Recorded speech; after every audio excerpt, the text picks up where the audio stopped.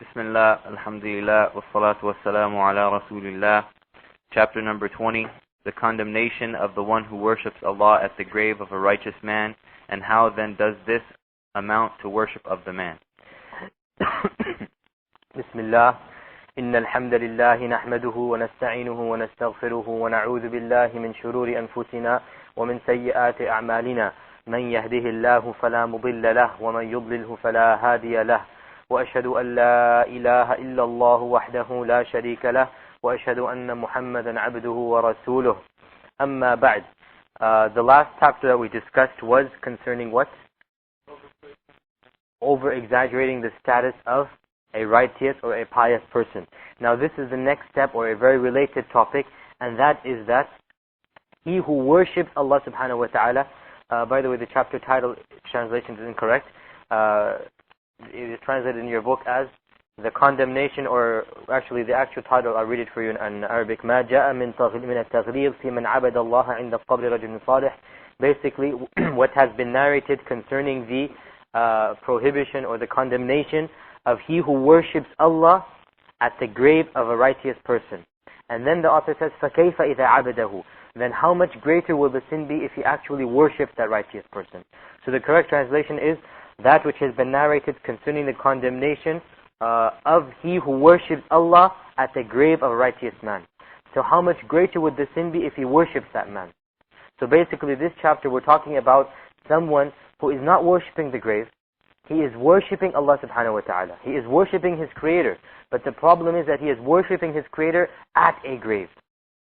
So he is using that grave as a means or as a place to worship Allah, not the grave. And even this has been extremely forbidden and disliked and actually cursed, as we shall read on soon. So the point is that the author is saying that even those that worship Allah at a grave are cursed. So how much greater the sin, how much greater the evil if they actually worship the person in that grave. And obviously this is a related chapter from the one before it. The one before it was basically exaggerating the status of the pious people, and one of the manifestations or one of the aspects of exaggerating the status of a pious person is that you take his grave as a place of barakah, of obtaining more blessings. Okay? So if you were to even worship Allah at his grave, you're not worshipping the grave. If even you were to worship Allah subhanahu wa ta'ala at his grave, thinking that that place is a better place for you to worship Allah in, then this too is an act that has been condemned in the Quran and the Sunnah. Naam.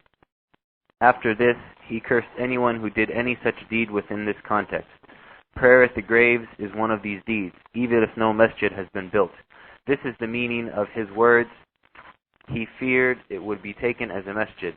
The companions never built any place of worship around his grave. Any place which is intended for prayer or where prayer is performed has indeed been taken as a masjid. Just as the Prophet ﷺ said, the whole earth has been made for me a masjid, and it is pure and clean. Okay, now this is obviously the explanation of the author here. Okay, this is not part of the hadith. What he is saying basically is that the Prophet ﷺ forbade this act right before his death, and then he cursed anyone who did this act. He cursed anyone who took a grave as a place of worship. And then he points out that when we say masjid, when we say a place of worship, it doesn't mean that it has to be a physical structure like this masjid we're sitting in now. But rather, any person that goes to a grave and worships Allah there, he has taken that place as a masjid. So even if you go to a graveyard, it is not a masjid. You don't build walls and structures and you face. The point is, if you worship next to a grave, you have taken that grave as your masjid. And this is narrated in the last hadith that he mentions here, is that this whole earth has been made a masjid for me. So what does this mean? It means that if you worship Allah at any place, that place is a masjid in the sense that you worship Allah there.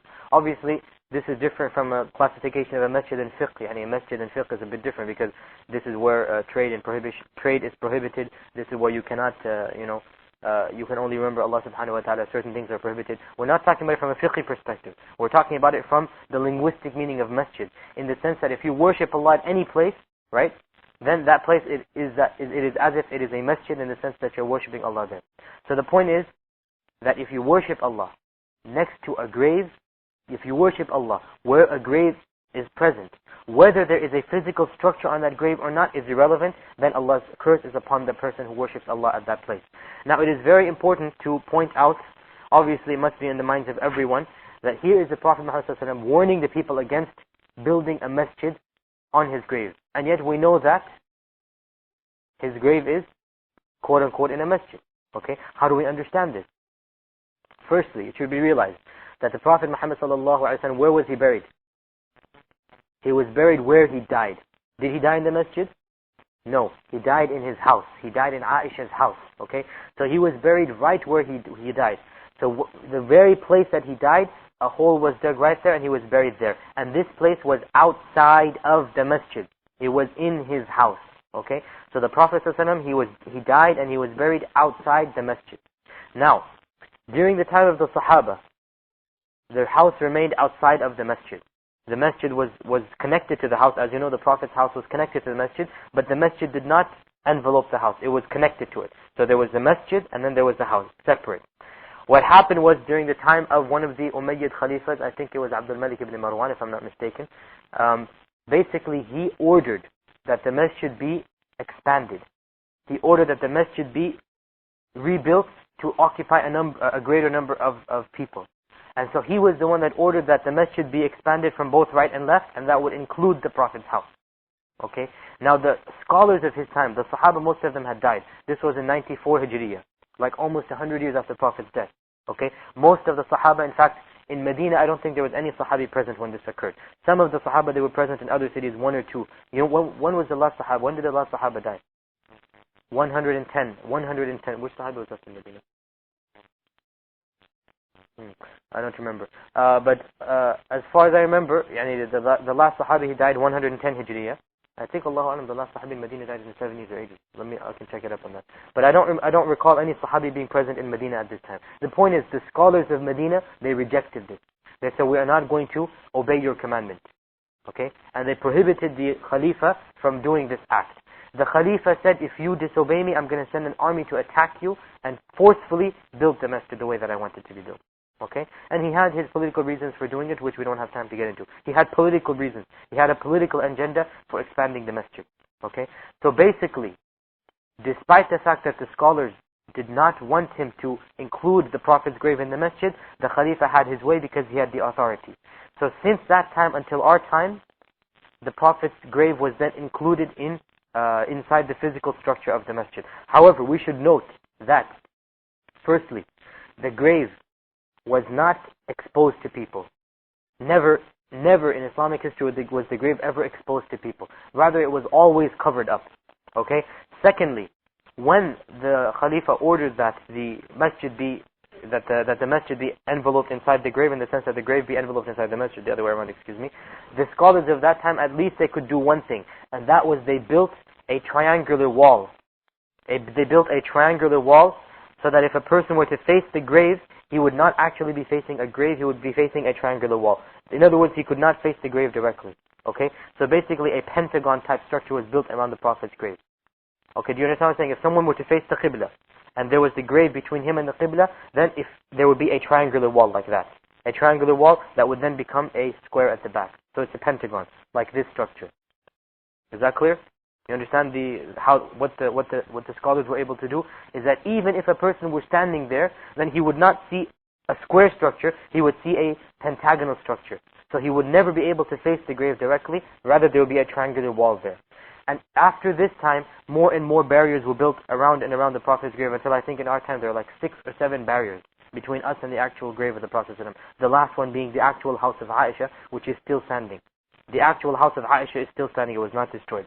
Okay, around Aisha's house was built a round thing. Around that round thing was built the pentagonal structure. Around the pentagonal structure, as more and more generations and dynasties came, they kept on building things around it, until in our times we have a huge, massive structure. Okay, even though the Prophet's house was so small that Aisha could not even lie down with her foot extended, except that the Prophet would have to tell her to move her foot if he wanted to do sajda. Very small house. Okay, still, in our times, it has been expanded to such an extent that it occupies maybe like 20 meters by 30 meters or something, a huge area. Okay. The point is that this is a historical act that occurred. It was not due to the Sahaba. The Prophet himself was not buried inside the masjid. Rather, the masjid existed before the Prophet's time.